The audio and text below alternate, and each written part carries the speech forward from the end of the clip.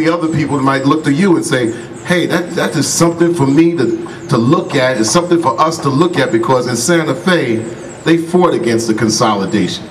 You know, people make changes. You know, rules and laws don't just make changes. People have to make changes, have to fight what they don't like.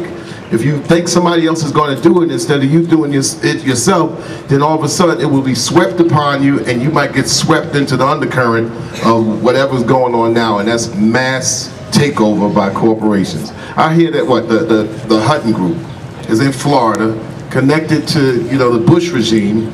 I mean, really, seriously. So if you got somebody who basically is just gathering station groups and want to catch up to Clear Channel, and Brian would know this for a fact. We're in different parts of the world, in France, and you're seeing billboards up there that says Viacom and Clear Channel. So it's already, the amoeba is already spreading. So you can be a prototype, and you can be a clear example on how to fight against the monster. It could come from the quality of people and not just a mass quantity. You don't need 1 million people to make things happen and make things change. Sometimes you get 10 focused people in a room, and believe me, you'll be like the fly in the buttermilk. Write that email, write continuous email. Matter of fact, sometimes camp out outside of the person's office. Matter of fact, find out who that person is in the corporation and find out where they live. Not to say, I ain't saying knock them in the head, but camp outside their house for a couple of days and see how they like to be identified. The way that you attack corporations is that you identify the people within the corporation. That's how you make a change. You don't look at, oh man, we're going to go up against Clear Channel. Find out who is who, and then make it very individual. The same thing that protects corporations is the same thing that makes them vulnerable. You can actually go in, identify the individual, and then stake your claim and your cause. And that's how things can actually move a little quicker. So in this case, find out who the Hutton Group is, who the person, who's not only the head person, but find everybody in the pecking order and find out where they live, their social security number, their address, escort their children to school one day. But really, seriously, they'll start to listen to people a little bit more closely than just saying, well, you're just a number and you're just a market. Santa Fe, who cares about Santa Fe? It's in New Mexico. Where's New Mexico? And you find out these are the type of conversations that are going on in the boardrooms in New York, might be in Florida, might be in Los Angeles. All you are is a place on the map, and really right now, we got a mass that you know, Americans are poor on history, geography, and time.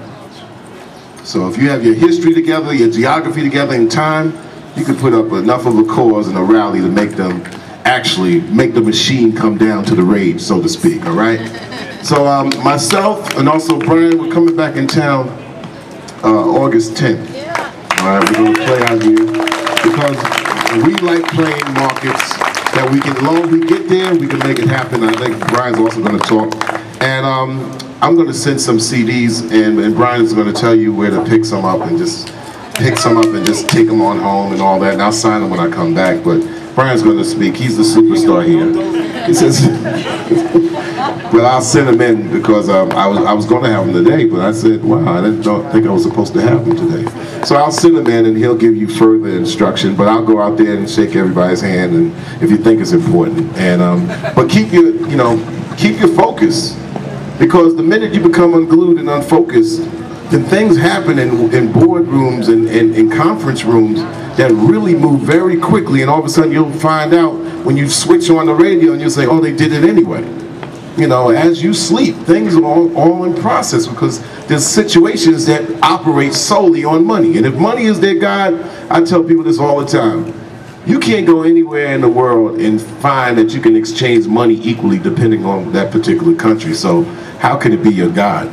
You know, don't put too much stake or claim in it. Keep your quality of life always in focus. Here's Brian, and thank you.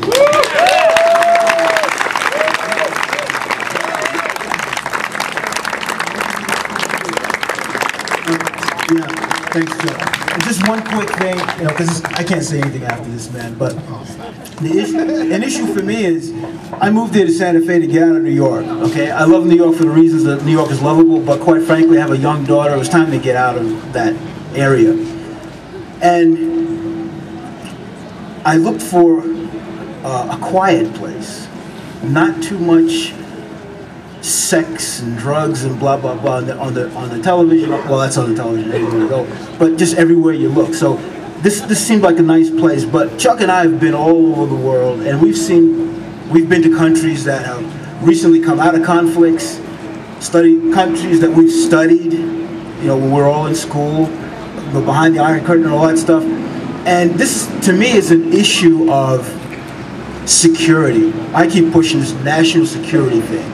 We're in a conflict now that our news organizations didn't question thoroughly enough, okay? And so, at best, Fox News was in bed with the administration, and the other outlets just didn't ask the right questions. So, when you now have people in our military telling us we're less secure than we were before the conflict, and I'm not saying that we should or shouldn't be. That's another issue. Well, it's a related issue, but my point is, whether you're for or against the war, we had no choice because the media led us into it along with the administration. So it's made us less safe, and our own government tells us that. So if that's not a national security issue, what is? All right? And that's what our president sells to us. National security, you gotta get this, you gotta get that. It's a security issue. So for those of us that have children, this issue is for them. What are they gonna be able to say? What are they gonna be able to hear in 3, 4, 5 years when it's all shut down? So we have to act for their good. We might be comfortable, we might be dead in 20 or 30 years, but everything we do has to be for the people we leave behind. For those of us that have children, it's for them. So think about them, and think about someone else's children instead of just yourself if you don't have kids. That's what it's about. It's about, you know, security of our world. You know, us as a people. All right? Thanks for coming.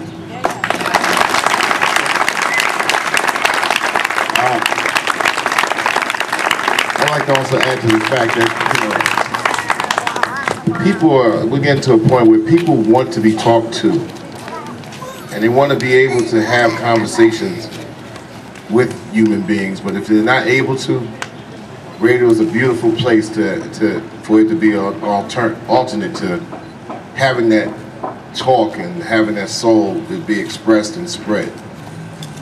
I listen to talk radio across this country right now, and the poison that's coming out of it just for the sake of dragging a person into forming themselves into a robot, you know, that just has to be dealt with. But people want people to be talked to. They want themselves to be, they want to listen to ideas, they want to know how other people live. You know, radio is very important. And even the music of the past, or the music that we have that's not exposed by other artists and independent artists out there to say so much, it's very important that local artists are able to be heard even locally. So therefore they can be beneficial to seeing a person in front, you know, face to face, and say, yes, I made that music that you heard on the radio, and now here I am to shake hands with you, and I can come to your school, I can come to the town square, I can come and be of service to my locale. That's the importance of radio, even for independent artists. Independent artists have to be able to be supported by their locale. Because if they're supported by their locale, then it makes the most sense that they can support their local area, because they don't have to, it doesn't have to be too much of an expense for them to get to their locale because they're already there. And this is the meaning, this is the importance of radio to independent artists and musicians. You know, music is that nourishment when it's done right. Actually, it can teach, it can inspire, and make you see the best in yourself to go and do real things. And real people do real things. So as the sun comes out, I'd like to say thank you, and I'd like to shake some hands.